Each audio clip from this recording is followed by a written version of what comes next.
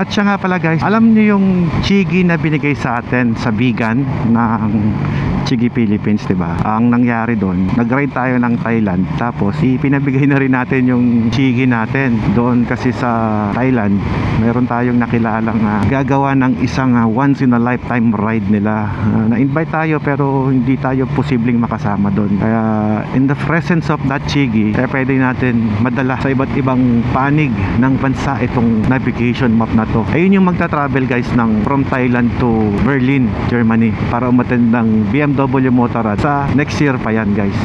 Galing no? 2025 na yon. At yun, dahil sa si Brother Jerry naman ay nakita naman yung ating effort, binigyan pa tayo ng isang chigi na unit. So ito ngayon yung gamit natin. Sa lahat ng BMW ko, plug and play na lang siya. So lipat-lipat ko na lang. Except dun sa 1300 natin. Kasi yung 1300 natin ay ibang unit ng chigi yung nakalagay doon. Ayun yung nakafix, yung may camera na talaga. Ako, super traffic ngayon kasi magpapasko no.